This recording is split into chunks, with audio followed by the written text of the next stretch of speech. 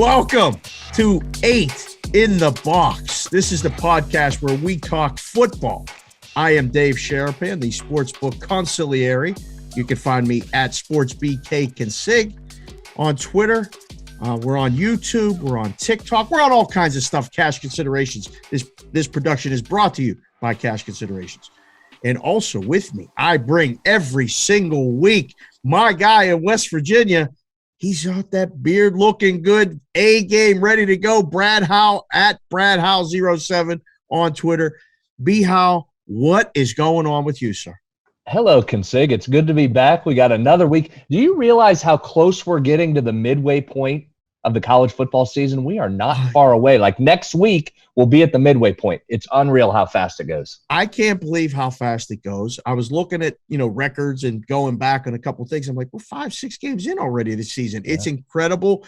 We're in the midst of all this stuff. October brings some great things. I mean, it brings playoff baseball, the start of hockey season.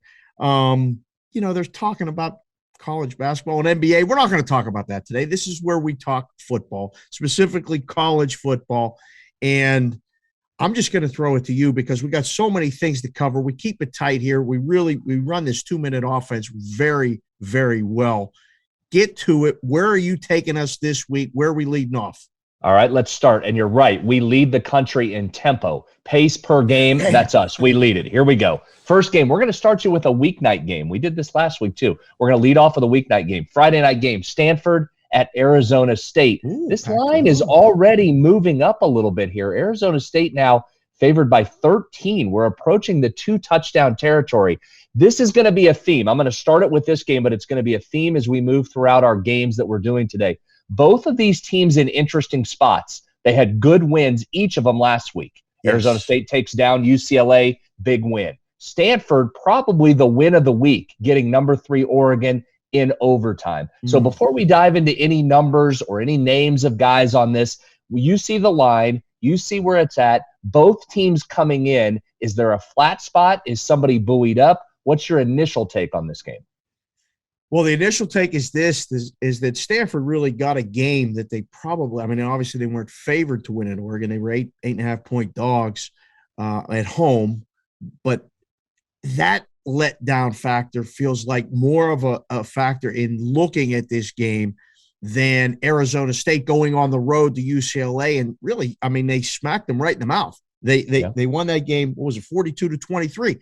So I think you see the initial bets in the market come that way, right? The number came a little bit low. The opener at Circle was 9. So immediate money, bam, push that thing over 10. Now it's getting to that point where, if you hit me with something, the initial thought is, all right, it's Arizona State. Like this is a classic situation. But why is this spread so high now? What am I missing, right? There's something here that maybe, have you unearthed anything when you looked at this?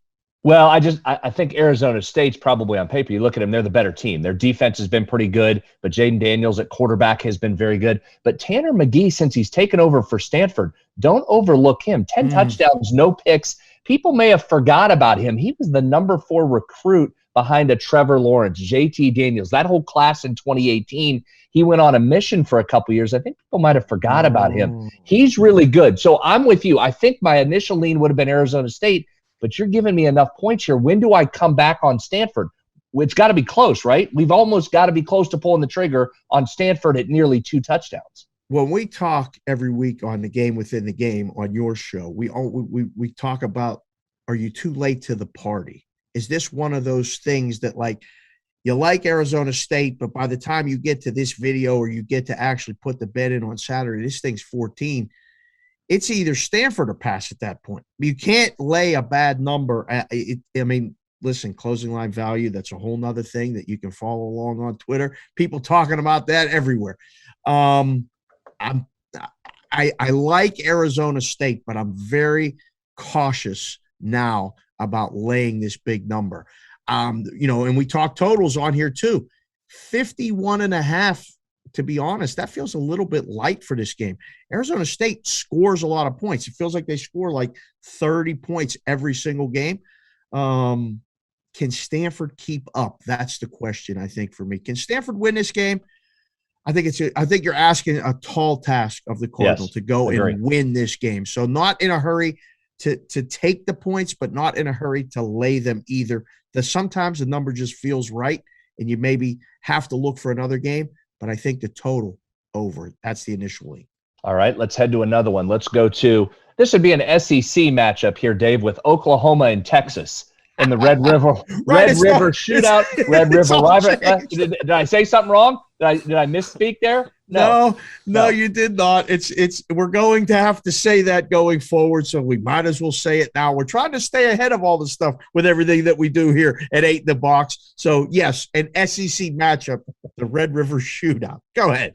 All right, figure this one out for me. Oklahoma comes in as a 3.5-point favorite. Total sitting at 63.5. Yeah. The fundamental question here is this. Is Oklahoma ready to lose yet, or are they just really resilient and find ways to win? Texas's offense is really rolling, namely behind Bijan Robinson. He is a flat-out stud. Man. He had 35 carries last week against TCU. Dave, 35 carries. This isn't 1980. It's not 1987. They did that when we were kids, when we were in college and stuff. You had that. No back does that anymore. What is that? Well, Bijan Robinson did, and he's a stud, and he's a handful. But really, the story about Oklahoma this year is their offense isn't what we expect from Oklahoma's offense. Now, listen, they're still averaging nearly 40 a game. They just have such high expectations. They're not the same team. That offensive line is not what it's been. The receivers are not what they've been. Again, historically great over the last, 6-7 years. It's not there yet. I mentioned the Texas offense behind Robinson. Casey Thompson's doing a nice job throwing it. Sark has brought some new energy in there. 3.5. Do you take the Longhorns here?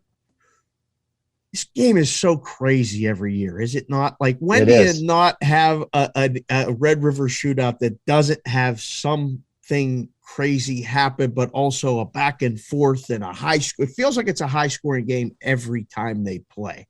I think a number in the 60s makes sense.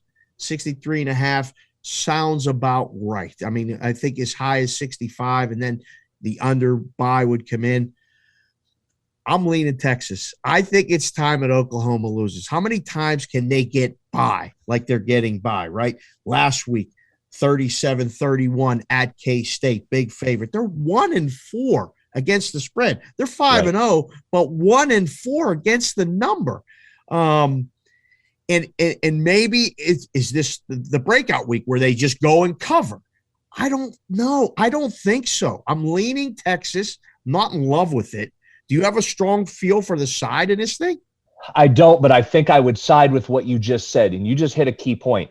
Oklahoma might break out. Well, this is now week 3 of trying to say that. We said that against West Virginia, didn't happen. Said it against Kansas State, didn't happen. So I think in this particular game, this is one where if you're going to play it, I think you got to take Texas, especially if it's at 3.5. If you can get it at that number, you take the 3.5. And if Oklahoma wins again, tip your cap to them. But this to me is Oklahoma feels wobbly and they're about to lose is what it looks like and feels like. I think I would have to side Texas here.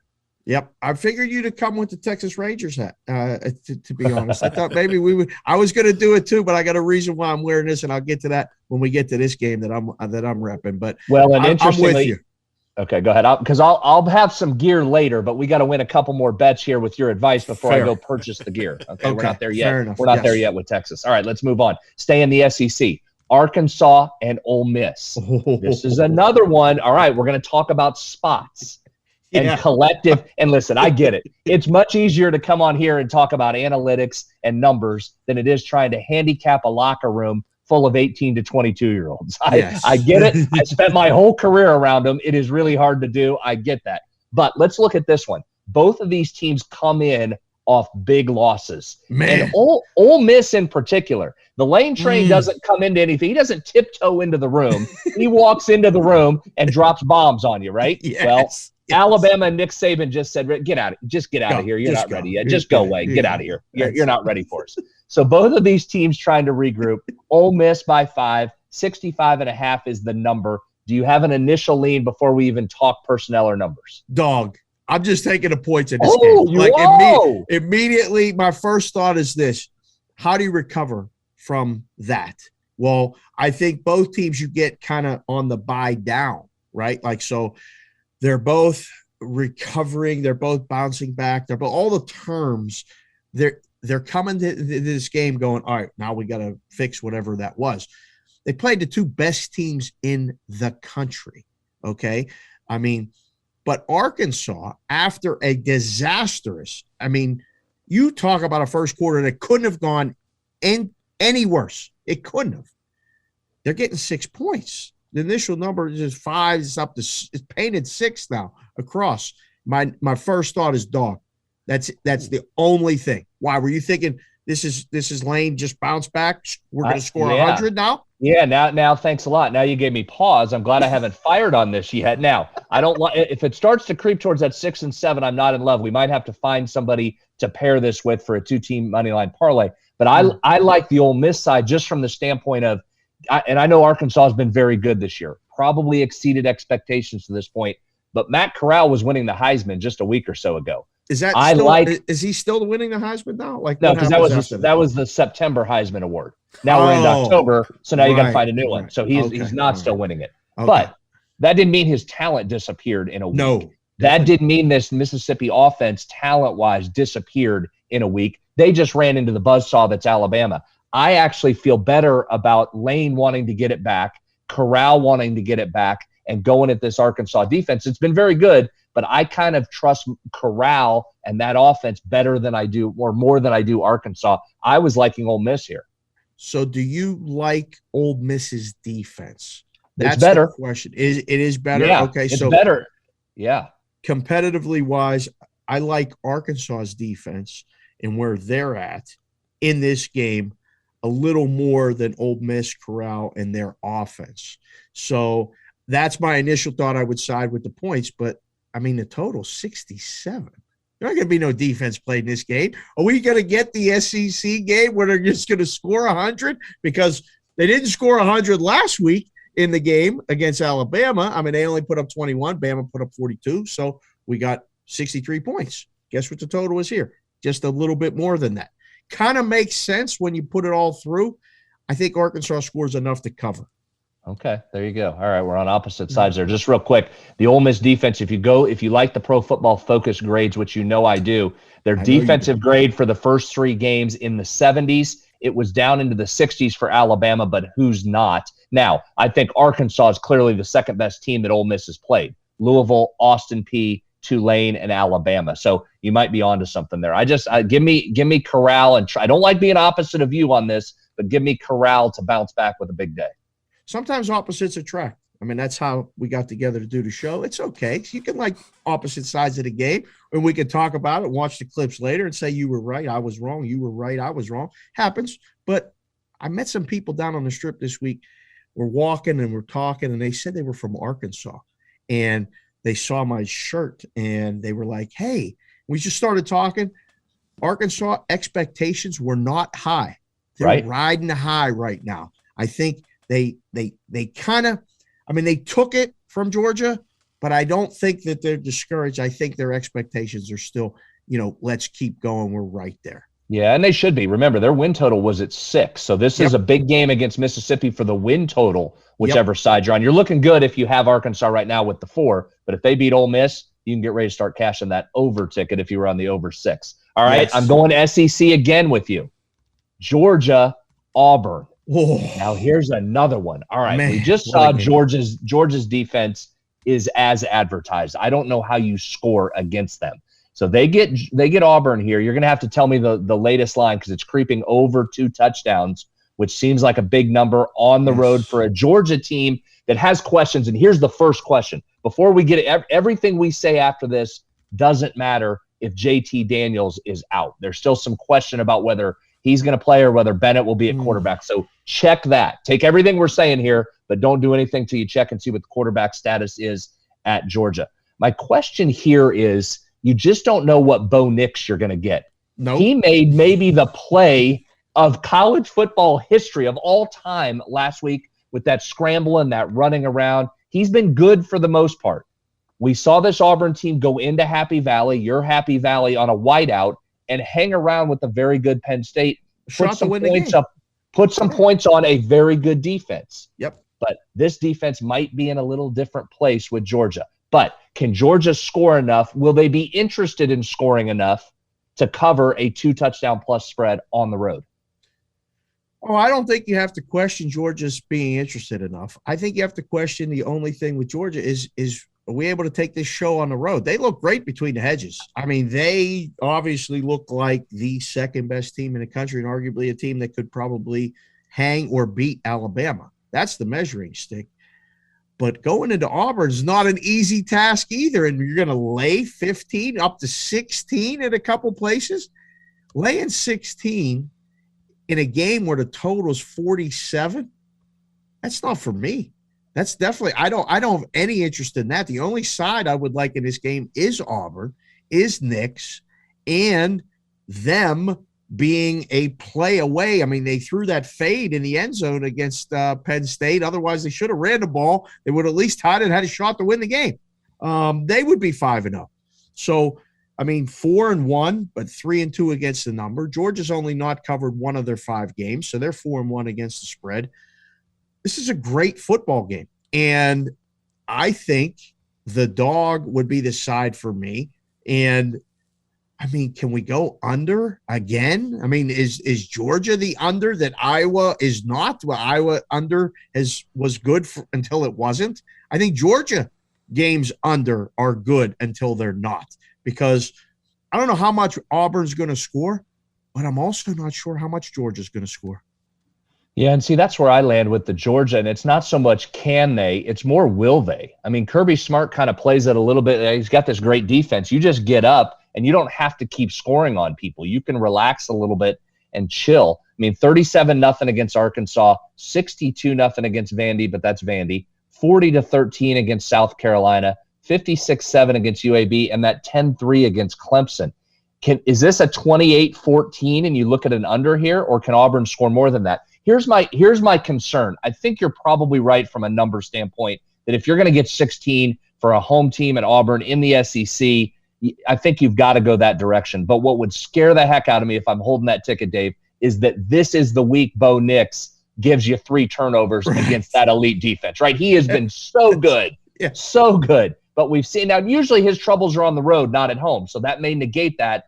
But that would be my concern if you're holding that ticket. But if you're going to give me 16 or 17, that's probably the right side, although I am not comfortable going against Georgia like that. I am not comfortable either, but I think, again, we talk about this where that gives you that little uncomfortable feeling, that little like in my stomach, I'm not really like this, but I should play it because maybe we said it, or I want to go opposite myself. This is that play. This is that play that you make that you don't like. You don't even want to check the score. You don't really want to watch the game because you're hoping that nothing happens. That's the only way. You want to see a 0-0 game, 3-3, 10-3 at halftime. Let's keep this close. So, yeah, I mean, it would only be Auburn for me. Otherwise, I would not be interested in laying aside. And again, I mean, it's 49. It's got to be an under game.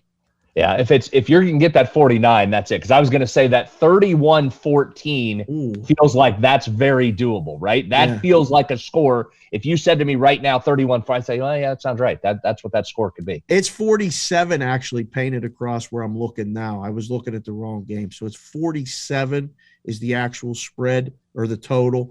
And there's even some 46.5s out there. So that thing is already trending under. Those 49s are long gone. We're already at 47. And, I told you there's maybe one number in those 40s in a college football game as a key total is 47. That's the one you got to be most, aware of when you're making a total play.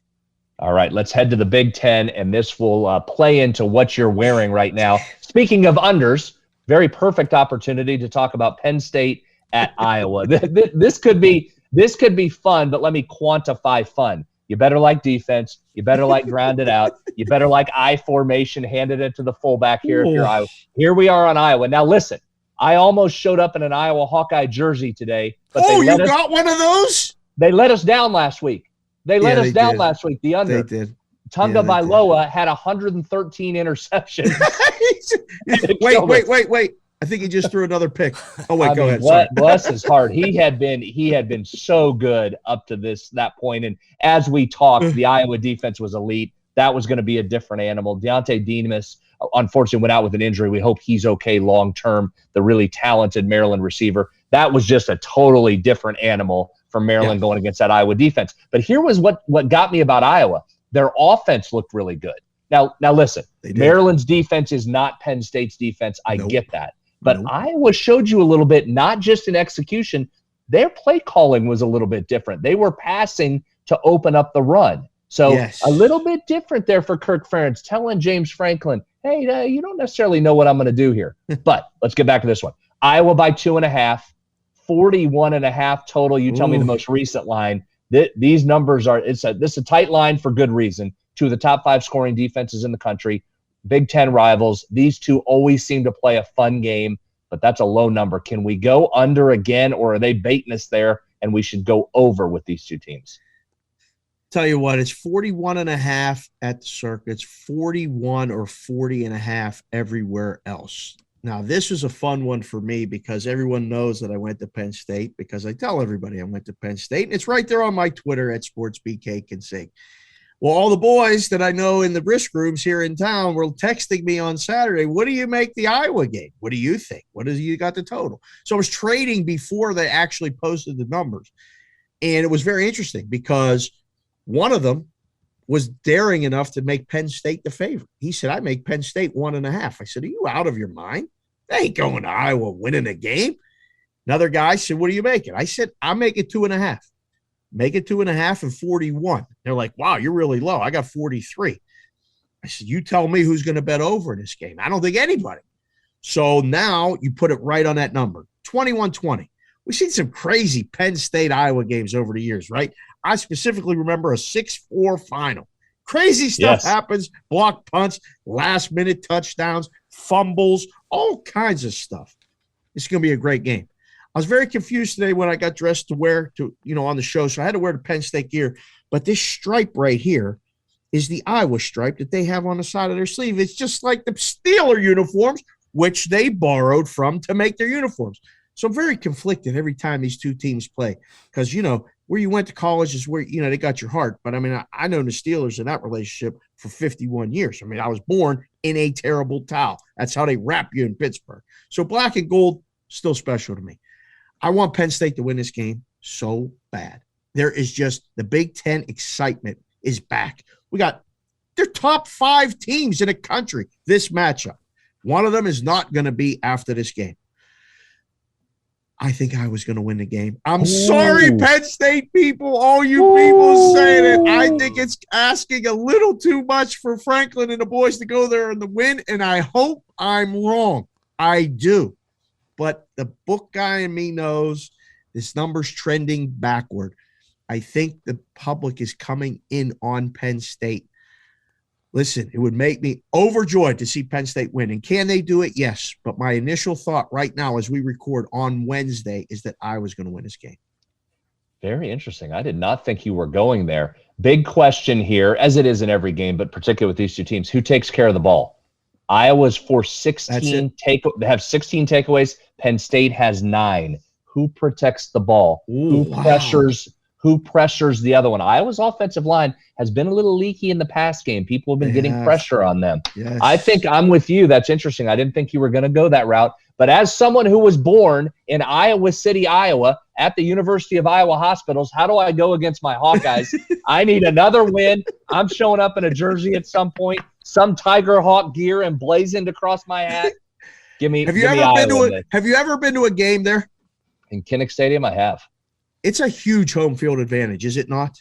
It is. It is. Now, the night games are when it really cranks up. So this is that one, though. It's at 4 o'clock Eastern time. So that'll still be a good one. It won't be a night game atmosphere, but it'll be bonkers there. It's hard to go into Kinnick and win. I like the under here, but I don't think I can play under 41.5, can I? I think I'm just Iowa side. Yeah, you know what I think feels better if you want to play the total is the first half under. I think this is going to take a little while for these teams to get going, and I think it's going to be one of those those fights where it's a lot of jabs and we stay outside and we just kind of, run the ball and don't turn it over. That's exactly, I think, the theme of this game. Take care of the football. When you do that, you see a lot of short routes. I think the first team that opens it up is on its way to winning the game and can get them out of what we've seen in the film and everything else. I can't wait to watch a game. There's going to be baseball on. There's going to be all kinds of stuff going on. And I told everybody, listen, 1:00 Pacific, everybody got to leave me alone. I got no assignments except watching every single play of this football game. Guys, before you move on, I actually have some live audio from the Alumni Association. When they heard Dave was taking Iowa, we just picked this up, guys. You broke my heart! Yeah, they're not happy, Dave. Back to you guys. I was totally surprised by that, Newbie. Good job with the drop there. I love it. That's our producer, Dan Newbert, at Newbie Talks. Follow him on Twitter there as well. Great job, Newbie. Penn State alumni, I'm sorry. Right, I hope they win. Listen to me. Make sure you have Twitter up, at SportsBK Consig. I need to know what you're doing. I'll be in the studio covering another game. I need some tweets on live unders or overs. What are we doing with the line? So pay attention to your phone and tweet that out, at SportsBK Consig, okay? Yep, absolutely. Yes, while you're in the bunker doing your WV Metro News, how long's the show this week? 9 hours, 10 hours? What do you get locked in? 9 hours. 9 hours. Every Saturday, B. Howe gets locked in his room and has to watch college football and talk about it for 9 hours every Saturday. One of these days, I'm coming back and doing it with you. Definitely not going to be this week. We love it. You're welcome anytime. All right, stay in the Big Ten. Michigan, -3 over Nebraska, 52.5 on a total. Okay, here we go. Michigan looks good. When do we start trusting Michigan? Oh, Michigan's starting to look good. They're running it, right? They want to run it. They threw it a little bit last week on Wisconsin because, as we said, they couldn't run it as well as they have. Wisconsin's run defense is very good. But don't look now, but Nebraska has kind of moved back in here, at least against the spread. I know they've lost a couple games to Oklahoma and Michigan State, but 5-1 against the number after that first loss to Illinois. Yep. You're going to get a Michigan defense that wants to pressure, right? Hutchinson on the outside is very good. The pass rush is good. But what's Nebraska counter with? Adrian Martinez, who just got hammered against Illinois, has turned out to be very good. How old is he? Is he like in his 8th year, Adrian Martinez? He turned 48 earlier this season. I swear the kid's been there forever. 4-year starter. 4 years? It feels like 8, but go ahead. Sorry, I didn't mean to interrupt. Well, so one thing, if you go back and look and you watch that Michigan pass rush, if they're going to get upfield, Oklahoma did that to Nebraska as well. We talked about Oklahoma's defense, particularly up front. They get some pressure. Martinez big played them all day long, some with his feet when he'd just step up in the pocket between the rush and take off. Other times he'd step up and throw it deep. So he's a threat. If he's playing well as he has the last few weeks, this gets a little more interesting. Are we buying Nebraska? Dare I say, are we buying Nebraska in this? This is killing me. As I just came on and said that Iowa was going to beat Penn State, and now I got to talk about two teams in the Penn State. Like, these are the teams I dislike the most. I mean, I don't like Iowa. I don't like Ohio State, but Michigan gets you there, like with the Michigan thing. And then Nebraska, I'm still mad about, 1987 or 88, whatever that was, when it 92, I forget what it was, when they got it was 92, 93, Kajana Carter team and Kerry Collins. Penn State was undefeated, housed Oregon in the Rose Bowl, which I was at, and then to wake up and Nebraska's #1. I'm still mad about that, but we got them at time in 2001. Anyhow, back to 2021. Yeah, because here's the deal. I don't care what jersey you're wearing. I like money. So tell me which side we're going on this and put your feelings aside and give me a winner. Wisconsin was favored last week against Michigan because, the book knows something. Why in the hell is Wisconsin favored? Michigan goes and lays one on them. All Michigan has done is 5-0, 4-1 against the number, 38-17 at Wisconsin last week. They go to Nebraska. And finally, the odds makers said, you know what? Michigan has to be the favorite. They're 3.5-point favorites. I've been discounting Nebraska since the beginning of the season. This kid can't get it right. This is Scott Frost. This is a disaster. They lost to Illinois. How can this be? Well, now they're 3.5-point dogs. The loss at Michigan State, 20-13. I went back and looked. They just shot a win in that game. They were in that game. I can't believe I'm going to say this. I just said Iowa was going to beat Nebraska money line. This has the makings of Nebraska winning the game. I cannot believe it. Plus 3.5. Tell me you like the road chalk here? I do. You know of me. Course. I know you always yell at me when I come in with a road dog, and I might be the sucker falling for the line right here. I can't back Nebraska here. Nope. I can't. Nobody can. Give me Michigan. I don't feel great about that. I don't know that I trust Michigan. They'll lay an egg as soon as I bet on them. I thought I showed great discipline last week by not getting sucked into the Wisconsin narratives. So yep. I did not buy. I did not touch that game. I stayed away from that. I agreed with you there. Yep. I like Michigan here. Now, let me give you another one. Should we look at the total? Michigan hasn't allowed more than 17. Nebraska hasn't given up more than 23 since the Illinois loss. Can we play an under? I mean, Michigan wants to run it. Nebraska's going to run it a little bit. Martinez is going to be running around. Can we get in there at the 52.5, at the trending towards 51? What do we do in total? Current line is 50. It's all 50s. Yeah. You know, it's Wednesday. People are getting this show later today, and it's already gone down. 50's getting in that number, right? 51 is that other kind of odd combination that, you know, you can get in a total. So it gets a little bit, do I do it? Do I not? Like, I don't think you have to say I missed the number, but you have to at least think about it. It's under or nothing here. Yeah, I'm not betting this game over. This is a run.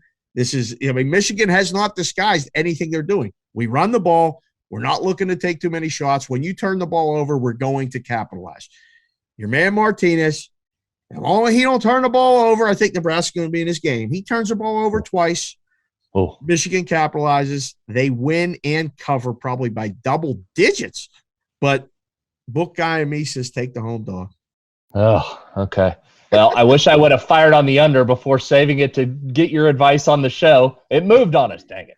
I know. This is what happens. The books know. I mean, they're listening to the show, too. If you're not listening to the show, you need to download, subscribe to the podcast so you get it first. But the books are listening, too. They're already moving the number in anticipation of getting to play. All right. I got one more for you before we move on to our highest total of the week segment. Oh, boy. Let's go with our cash cow, Alabama. Of course. Another monster number, 17.5 against A&M, total sitting at 51. First half again cashed last week for that. I mean, they're just an ATM. They just annihilate people. We said last week that was that monster total. We said we liked the under. I did one better than that for you. Not only did I play the under, because I always play our highest total. Whatever we say, I'm playing it. I got the under. I also gave you a little, we didn't talk about on the show. I came to it late. First quarter under that came home in that Alabama Ole Miss. So went double under on that big total. Very micro markets. Apparently, that's what everybody's talking about here at G2E. It's not just the side and total and the money line of the game, but there's all kind of different markets. First quarter markets, everything cash is the same. Winning bets. Newbie hosts a podcast about lacrosse. Lacrosse bets cash the same as football bets. First quarter bets cash the same as halftime and game bets. I like what you're doing. You're branching out, Howe. I like this. I'm trying. All right, what do we do now? I'm going to give you a couple on this because I do think we need to look at that. First quarter for Alabama, first quarter -5.5. That feels light. Why do I not take that? That feels like a winner. I mean, it does, right? You have to take that. Yeah, Alabama first quarter -5.5. They got to be up one score. A&M can't score. They don't score much. I mean, all we got to get is one score probably, and that's good. That's what I think too. That first quarter -5.5 looks good. The halftime line, and we've mentioned this on the show since we started. Alabama first half, it's because it's an ATM. So 10.5. I mean, again, probably still if you've been playing along and are up, you probably just keep it rolling. But the first quarter number to me feels like okay, that's where I want to be on this one. Yeah, I think you're right. What's the first quarter total? First quarter total is sitting at only 10.5. Oh, wow. Okay. Only 10.5. So that's a good number. There's no real strong play there because a touchdown and a field goal is the likeliest thing, and then anything else and it's over. So asking Alabama to score twice in the first quarter is not out of the realm of possibility. But asking Texas A&M to score it all in the first quarter is probably a little bit too much to ask, I think. I don't know, How. I'm not impressed with Texas A&M. They were supposed to be the next closest competitor, the NCC, we used to call that in my card game, to Alabama. I don't see it, man. This number is pumped up. It is inflated. I mean, it is right now 17.5. There's already 18s. Like, the secret is out. People are listening to the show, but, there's a lot of other shows all over that are saying Alabama first half is a ATM. And they are right, as you are right, as I am right. You just bet that. But now it's 10.5. That's more than half. Little premium price. Still think it's good. I mean, this is good up to 13, I would believe. At least 11 anyway. So Alabama first half, don't be afraid of the inflated number. It's good until it's not. The game, can you give me a reason why? Is this a letdown spot for Alabama off that big home win? Is this Texas A&M season, Super Bowl, whatever you want to call it? I mean, they're 3-2, 2-3 against the number. They lost to Mississippi State last week. With a backup quarterback is part of it. I think what you're doing there, that's just, you said it. It's a little bit of an inflated line. You are going to A&M, still not an easy place to play. Alabama, again, has to get up for another good game against an athletic team, right? They got guys at Texas A&M. And A&M's defense has been pretty good. If I go back to my PFF numbers, it's been grading out really well so far. So I think that's why you're seeing that total down. Jimbo will protect the ball, try and limit possessions if they can. I think that's why you see the totals down there. But I'm with you. I like the first quarter definitely, and then I'll take a look at the first half as well.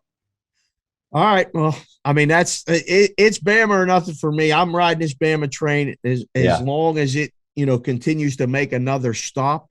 I'm on Bama. I don't know what number would I go if I gave you 21 as the spread. Would that interest you, or with Texas A&M at least? You'd have to. You'd have to take the home dog at 2021, don't you? That's it. That's the number. I think it's not going to get to that number. I think if you're looking to bet this game and you're hearing this show, before the weekend, 20 is the stop point. Like, don't we saw that last week. Arkansas was the dog in the game against Georgia. But it was at Georgia. This one's on the road, and you're still laying a big number. Maybe a pass, but don't go up into the 19.5, 20 range. That's either Texas A&M or just let the game go. Okay. Now our final segment of the week. Yes. The highest total of the week. Here we go. You ready?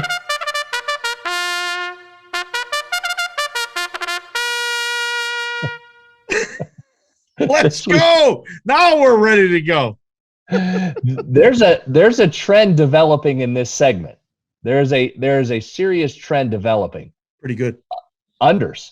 Easy. Unders hit in this segment. I mean, that's you looking for an autoplay. When we give you the highest total of the week, just go move. As soon as I say the game, go hit the under. That's what's been working so far, right? The play. That's it. Yeah, that's it. It's pretty simple. So here we go again. Now let's go through this one. We're going to a Thursday night game.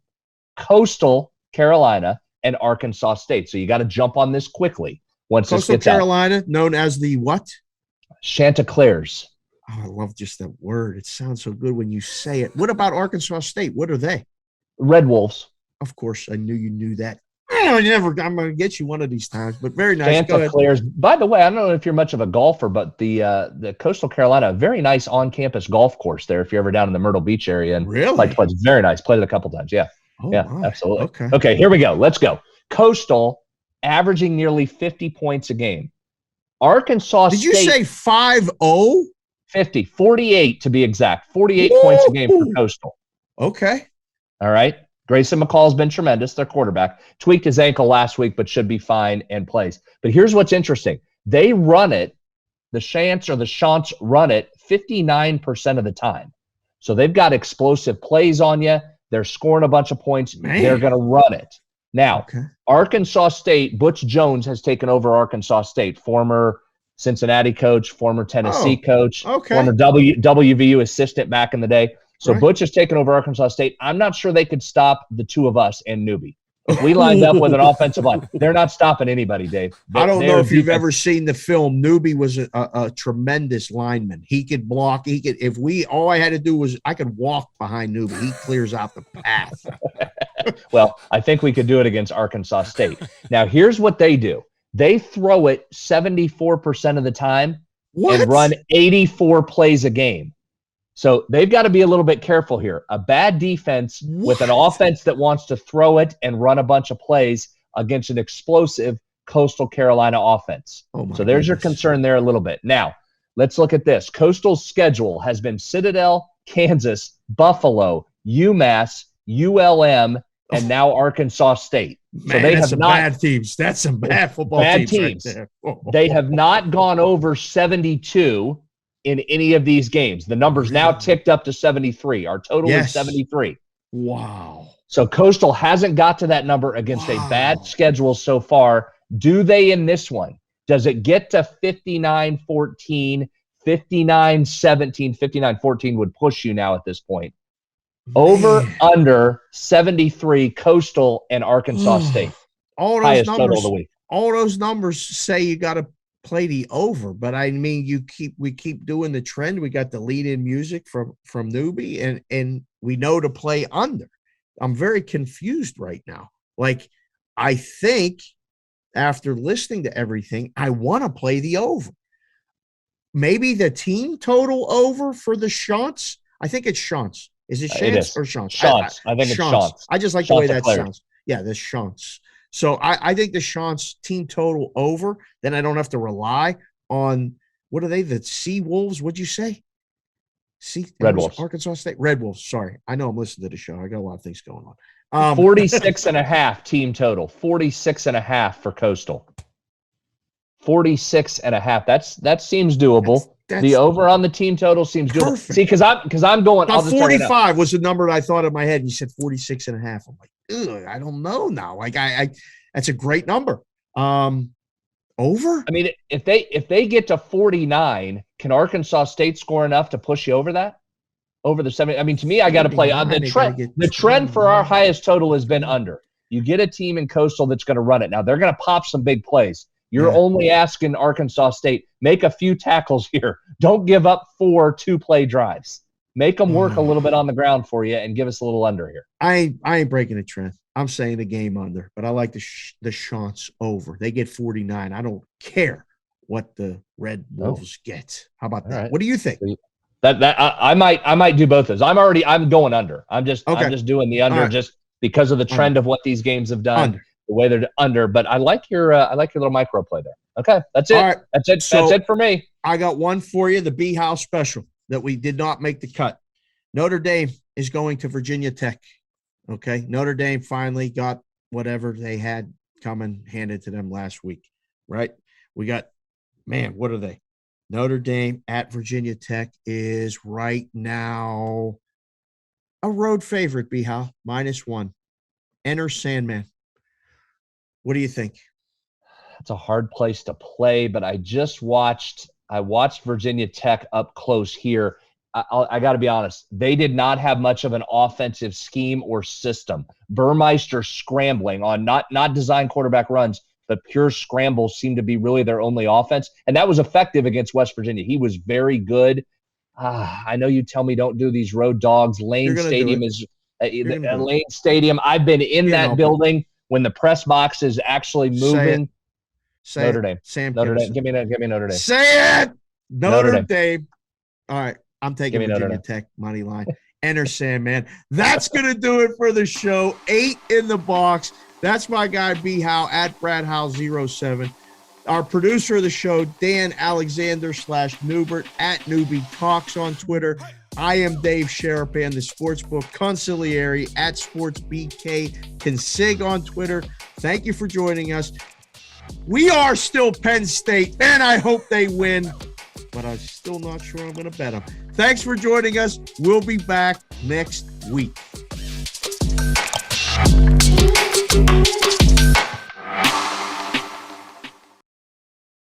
Thank you for watching this video. If you liked it, click on another video right here on the screen. And if you really liked it, consider subscribing below.